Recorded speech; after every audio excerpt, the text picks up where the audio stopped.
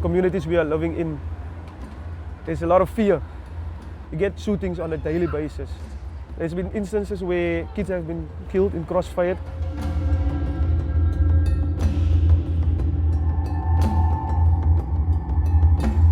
There are guys that just walk around the township not knowing what they'll eat next. Gangsterism, crime, violence, unemployment.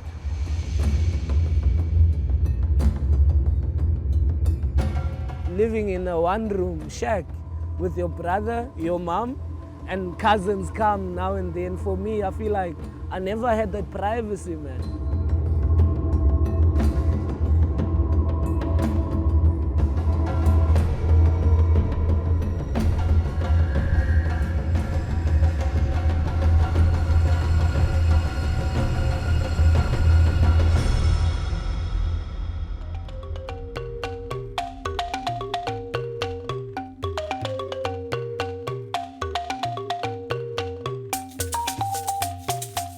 When it comes to the ocean, just sitting on a chair and just feeling the breeze, breathing in and out, is therapeutic in itself.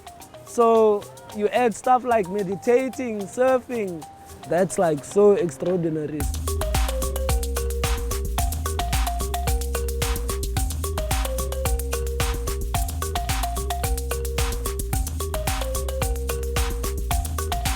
Water brings the sense of calmness, peacefulness.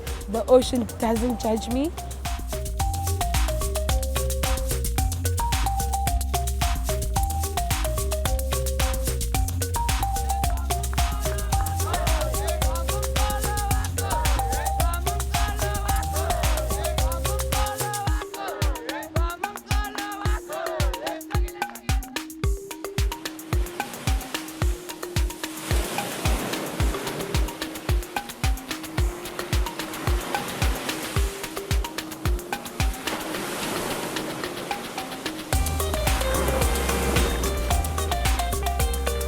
Cape Town in South Africa is one of the world's most beautiful cities. With its endless coastline and an abundance of natural beauty, the Mother City, as it's affectionately known, is a magnet for tourists. But for those who live on the outskirts, life is no holiday.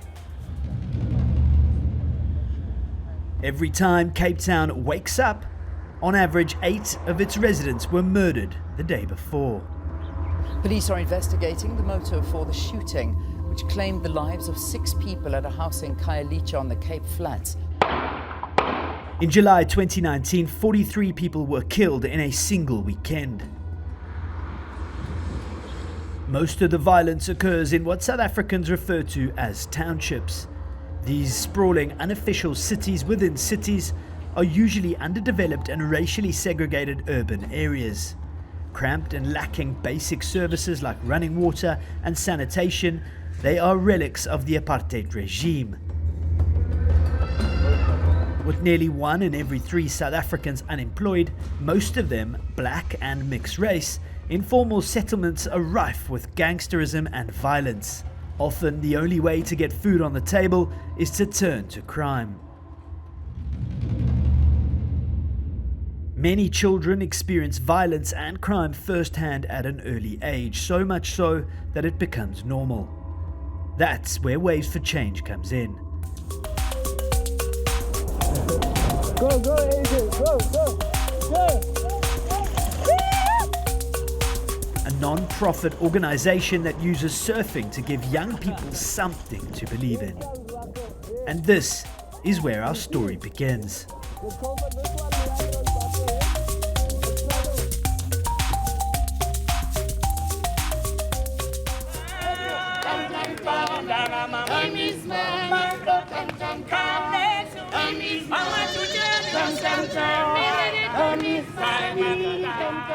I'm Lance Santos, and I've come back to the country that I will always call home to find out how sport is once again bringing our people together and giving hope to a community that is often forgotten about.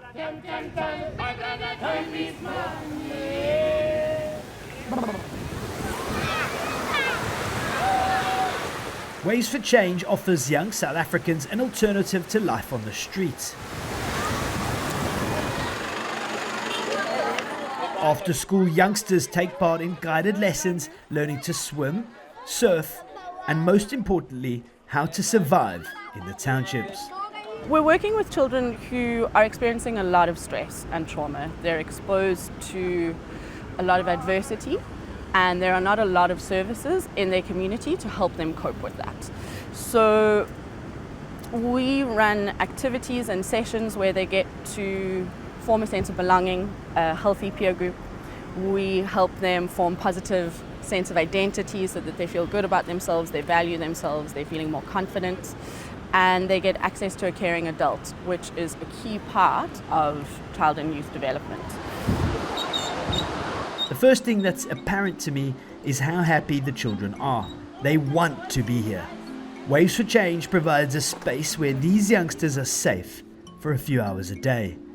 The smiling faces and enthusiasm could fool you into thinking this is a regular after-school activity, but it soon becomes apparent that it's more than just playtime.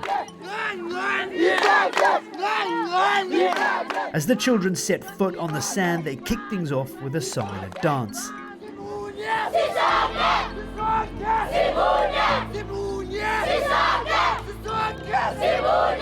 And all the mentors will tell you it's important to start the session on a positive note. Sometimes some of the kids woke up, didn't have any breakfast or anything to eat, coming to school, feeling like angry all day. And when they come to Waves of Change, we just try to uplift their spirit. That's why we do the energizers, playing all the games. And just to change their mindset from angry to happy, it's like something big, because that puts a smile on my face as well. And smile they do as the coaches lift the mood and get everyone dancing to the same beat. 1, 2, 3. Hey! 1, 2, 3. Hey! Don't follow your friend. If your friend goes to happy. The program then shifts to unpacking the day's emotions. How do you feel today? So if you feel happy, you go to happiness. If you feel sad, go to sad. Most head for happy or excited, but a few make their way over to sad. These children are no older than 12 yet. They're learning to acknowledge and take ownership of their feelings. It's part of the impressive safety net that Waves for Change has established. So we're very aware that we can't change the context that the children live in. Hopefully we can change how they feel in those spaces and the choices that they make in those spaces. Once the Energizer is over and the warm-up is done, the coaches have identified how each child is feeling, and they can move on to the day's therapy. Before anyone steps foot in the water, the coaches and the kids split off into smaller groups. This is known as a Take 5 session, where the kids can express how they're feeling in front of their peers, so they can tell their coaches if they're feeling sad, if they've had a bad week, or if something's made them angry, something that's happened at home or in the township. This is so crucial for these young kids from these deprived areas to be able to tell their coaches how they're feeling, and also to feel comfortable in expressing themselves and saying, hang on guys, I'm not okay. With guidance, the children work out and discuss what it is they're feeling and why. They learn how to process emotion.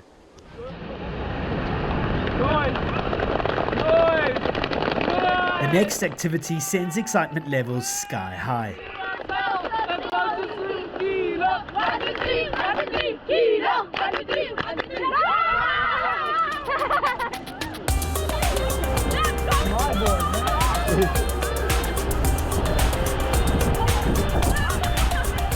In the ocean, these boys and girls from some of South Africa's most impoverished areas forget, if only for a few hours, that they've been born into a world of inequality, a life they didn't choose, and an existence that will be hard to escape.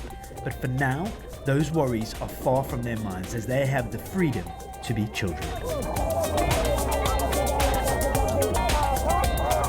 Waves for Change supports around 1,500 young people at 3 different sites in Cape Town: Monwabisi Beach, Muizenberg and Hout Bay. In 2017, the organisation was recognised by the Laureus Foundation with a Sport for Good award.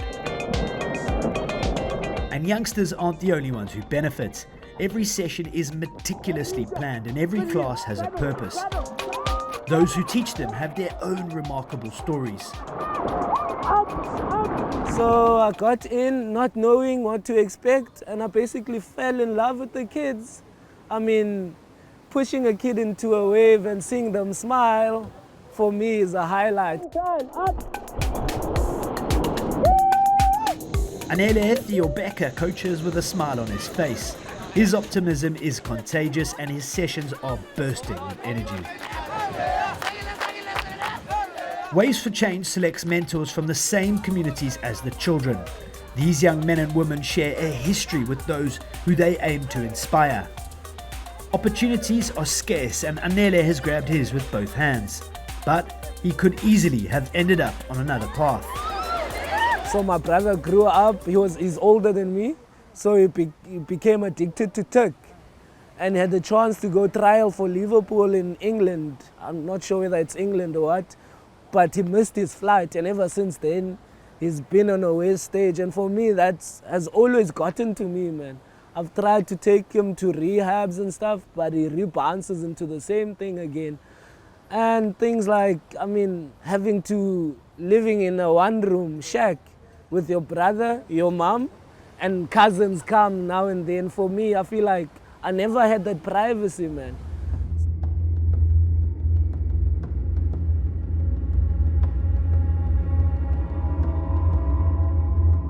To better understand what Anele meant, I took a drive into Khayelitsha, Cape Town's largest township. Water and electricity infrastructure is minimal. Toilets are communal and extended families are crammed into tiny houses made from corrugated iron and plastic sheeting. Each day, hundreds of thousands of people make the journey into the city, working as manual laborers or domestic helpers for the minimum wage, which is around $1 an hour. Some do what work they can within the community, collecting glass and plastic for recycling. It doesn't pay much, but it's better than nothing. Survival comes before pride in Khayelitsha. This is the South Africa that you don't see on postcards, a sprawling metropolis of shacks stacked side by side. Life for those who live here is very different compared to those who reside in Cape Town's more affluent suburbs, which are only a 30-minute drive away. But this is the reality of Cape Town. Half of its population live in townships like this.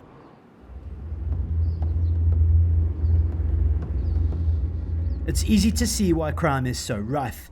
To the children who live here, gangsters have access to many of the things they want: money, cars, clothes, regular meals. A sharp contrast to living off scraps. And that is why Waves for Change is doing more than just educating young people. The mentors are paid and these programs become their livelihood. The coaches are the beating heart of this organization. They too are from the township, so they know exactly how the young children will be feeling. They've been there themselves, but more importantly, these young men and women have a purpose in life. They are role models, and their leadership extends far beyond these beaches.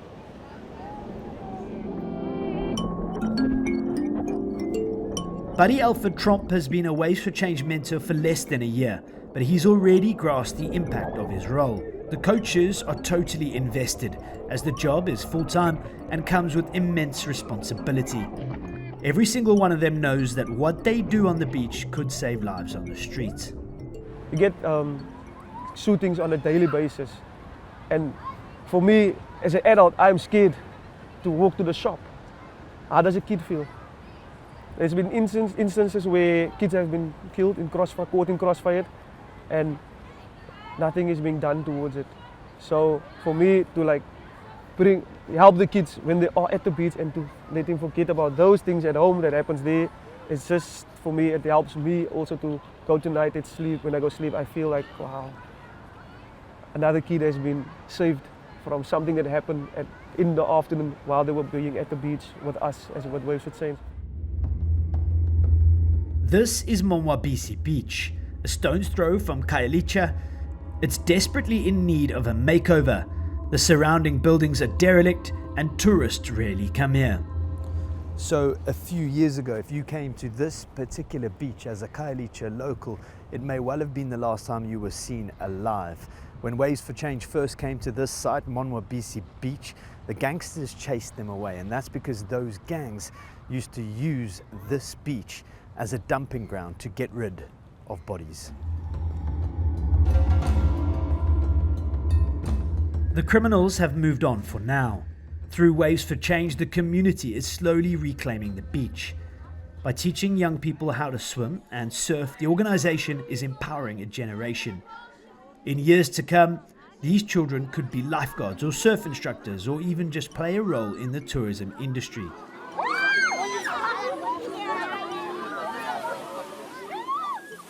The ocean is and will always be a source of employment in Cape Town, and now, for the first time in generations, many Khayelitsha residents are comfortable in the water.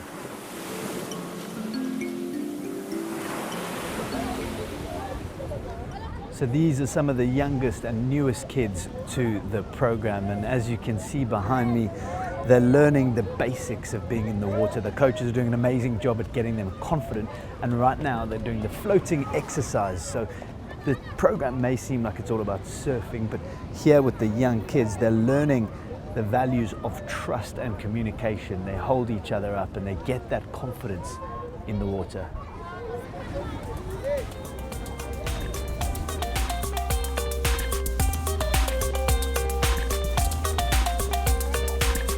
Waves for Change is doing something special in Cape Town.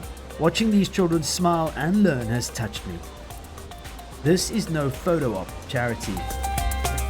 The smiles are worth their weight in gold when you consider the struggles they face every day at home. But it's not lost on me that every single child here is black or mixed race.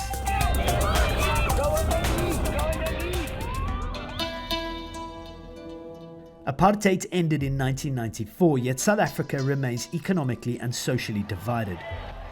Nelson Mandela, perhaps the most famous of all South Africa's sons, was sentenced to life in prison for plotting to overthrow the state. Madiba, as he was affectionately known, spent his life fighting against racial discrimination. It's impossible not to feel a huge sense of shame and embarrassment and sorrow when you see that a man like Nelson Mandela was put behind these four walls without proper bedding, without proper food. The psychological trauma that the prisoners were forced to go through for 27 years, it's heartbreaking. But then at the same time, being here, it's also inspiring to think that someone can be put through that, someone can be tortured, and somebody can be humiliated after all of that, after those 27 years, a life gone, to come back and try and unite the country through reconciliation is beyond words. Robben Island is completely cut off from Cape Town by water. Those held here have very little contact with the outside world. Sport was one of the only freedoms left. To this day, there are still rugby posts, goals, and a running track on the island. It becomes clear why Nelson Mandela loved sport so much. It was a chance to bring people together, even under the most horrific conditions. Madiba once said that sport has the power to change the world. But was this the South Africa he pictured more than a quarter of a century into democracy? Sport can't feed the hungry, and for most, it'll never pay the bills. 50 years of racial segregation and discrimination are still tearing this country apart. Apartheid may be gone, but its shadow still looms large over Cape Town. I wanted to find out how difficult it is to break the cycle, and how today's youth are still influenced by the past. So I caught up with my old schoolmate Lungani Zama, who is now an award-winning South African sports writer. Gone throughout the city, and we've seen the vast topography just in terms of finances. You sit in Sea Point on the Atlantic seaboard, and you're overlooking some of the richest and most affluent suburbs in the country, and some of them in the world actually. And then you come on this side, you go to Khayelitsha, And you could be in a favela in Brazil, you could be in a slum in India. It's like running a 100-meter race with the Sea Point brigade at least 80 meters ahead of you. It's an impossible thing to change overnight. Ways for Change can't help every single child, and so the organisation selects youngsters who have the telltale signs of depression, anxiety or severe stress. A child's ability to serve at the beginning and even at the end is not for us a measure of success. A lot of the children, for them, success is just going into the water. The mental health impact we've got on children is a much better indicator of whether our program is successful or not, and whether we can teach them coping skills that they can take back at home, if there's been violence in the community, if there's been fighting in the house, if they've been exposed to substance abuse. Those are the things that we look at and track to see whether our program is successful or not.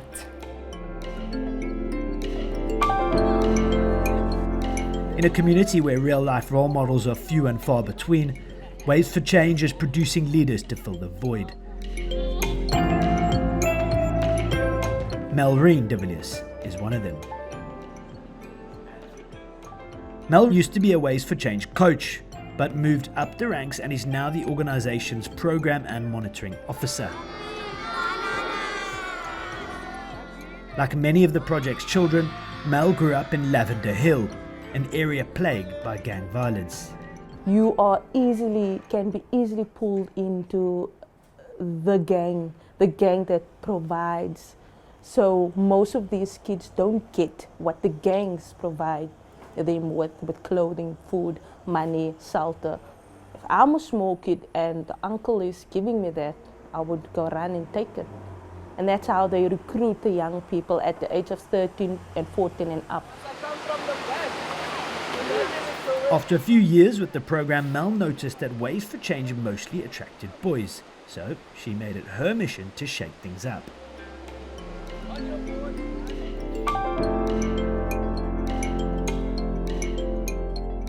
Melreen's efforts are already bearing fruit. Annelies Mhloli is a Waves for Change coach from Khayelitsha. Her life began as a struggle, but it is now filled with ambition and hope. Losing my mother and my father at the same time, and having to grow up when I wasn't ready, and my sister having the burden of being a parent at a young age, overcoming that, going to bed without eating, going to school with broken shoes, but seeing the bigger picture and knowing that it doesn't stop here. I have a bright future in front of me, and that's something that I feel is the reason I am proud of myself. I've come a long way and I'm still going a long way still. So yeah.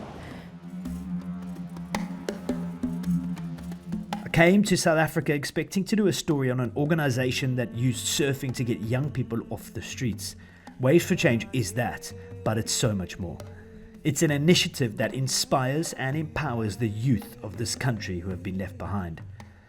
Through mentoring and therapy, children learn to make better decisions. The ocean for so long has been a place of fear, now it's their safe haven. My mom was totally against me being in the ocean. But because I loved what I did at the time, I kept going. She'd say, don't go to the beach, I'd go to the beach, come back home, get a hiding, but tomorrow I'll do the same thing. And she must be proud. Yeah, she must be very proud. She is proud of me. And she's currently living in the Eastern Cape now, so I send her a little money now and then whenever I can. So yeah. The coaches have become counsellors in communities with few social services. Not only do they teach and care for the children, they've also become a shoulder to cry on and a mentor to look up to. Together, they're one big family, hell-bent on sticking up for each other. I feel the change in myself, and like I say, before I can change a child's mindset, I have to start on myself. And that is, it's the most wonderful thing for me as a coach to pass on to the kids as well.